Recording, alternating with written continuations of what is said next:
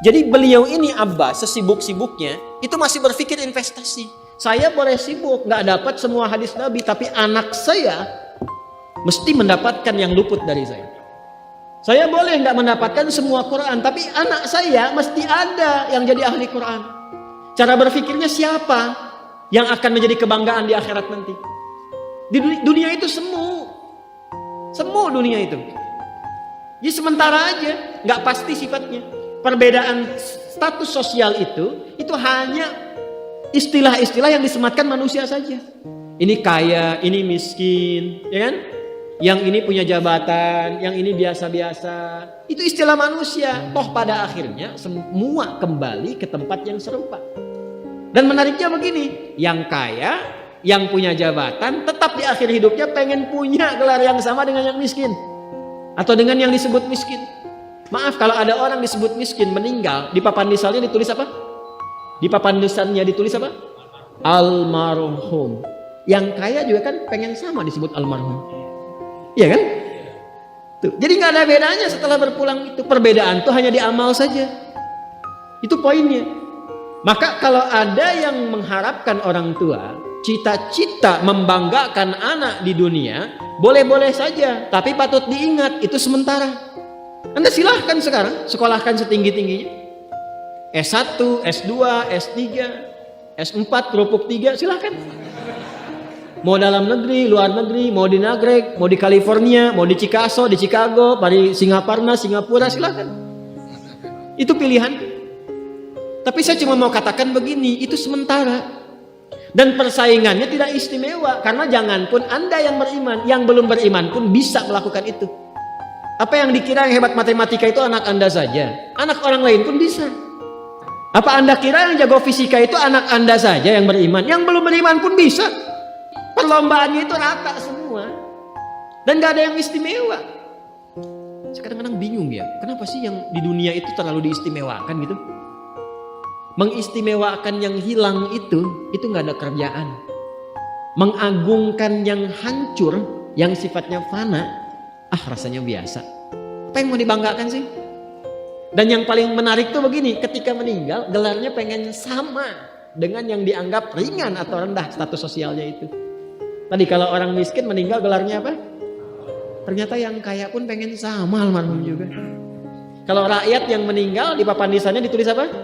Almarhum. Ternyata pejabat juga pengen begitu, sama juga. Saya belum pernah dengar nanti kalau saya meninggal tulis gelarnya almaun ya. Gak ada. Tetap almarhum juga. Nah, maka yang dipikirkan tuh perlombaan yang sejati itu begini. Perlombaan yang sejati itu adalah perlombaan untuk kehidupan yang abadi yang gak fana lagi. Jadi kalau pada saat itu unggul selamanya karena nggak ada kematian lagi setelah itu.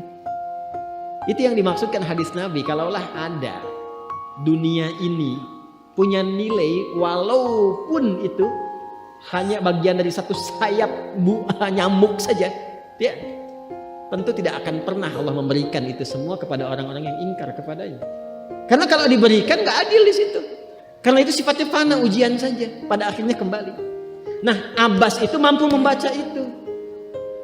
Ini kehidupan sejak di zaman jahiliyah loh. Awas ya. Jadi risalah Islam itu membimbing pengikutnya, umatnya untuk berpikir lebih cerdas, ini visioner. Makanya jadi muslim itu mesti cerdas. Beriman itu membuat Anda lebih pintar. Abbas itu begitu. Anak saya mesti dipanggil di akhirat dan semua penduduk langit dan bumi menyimak itu semua. Diviralkannya di akhirat. Viral dunia itu sementara. Internetnya diputus gak viral lagi. Kadang-kadang yang viral kemarin kan sekarang gak ada lagi, ya kan? Yang viral tahun lalu sekarang sudah gak ada, ya kan?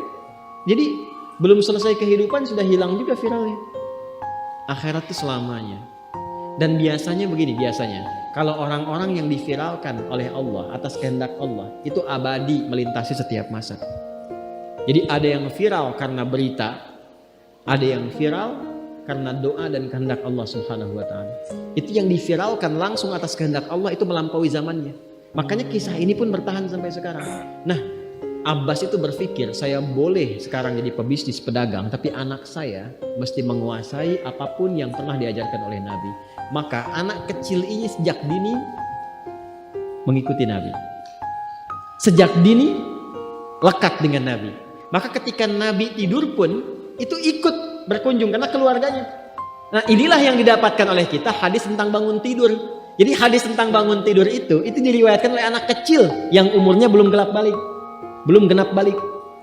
Main-main ke rumah Rasulullah, ke rumah bibinya Sayyidah Maimunah, ingin tahu bagaimana cara bangun malamnya Nabi. Itu diikutin sampai dilihat gimana bangunnya. Duduk dulu, kata beliau, duduk dulu. Kemudian mengusap dengan bagian tangan yang diduga bersih untuk menghilangkan bekas ngantuknya. Setelah itu membaca khawatimah surah Ali Imran. Kemudian thumma dhahaba ila syanin mu'allaq, ke tempat tertutup, fatawadda, itu kan? Nah, itu ada semua rangkaiannya. Itu ditemukan nanti di hadis riwayat Abu Daud, di Sunan Abu Daud. Nomor hadis 1367.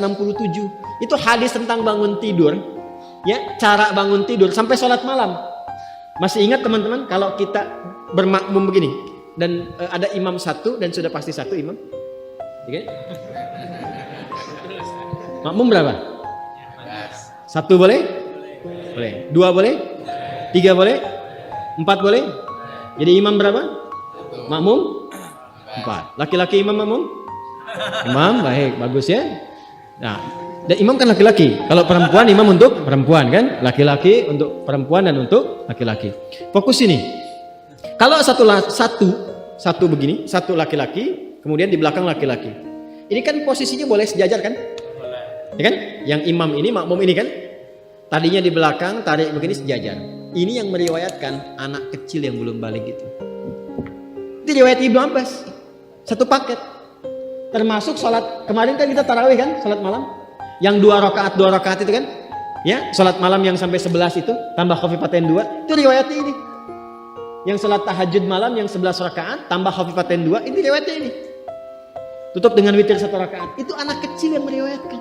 Dan tahukah Anda, sepeninggal Nabi SAW, Abbas bapaknya ini hafal 200 hadis, anaknya Abdullah hafal 2000 hadis. Begitu caranya. Anda di sini ada yang diplomat, yang di kantor, yang taruhlah berdagang misalnya, ibu rumah tangga, ya dan sebagainya. Boleh, nggak apa-apa. Saat ini kita mungkin belum maksimal, tapi jangan biarkan ada satu di antara anak keluarga kita yang tidak jadi kebanggaan di akhirat. Tolong pulang dari sini dilihat. Anak Allah titipkan kepada saya berapa anak? Tolong siapkan jadi kebanggaan akhirat.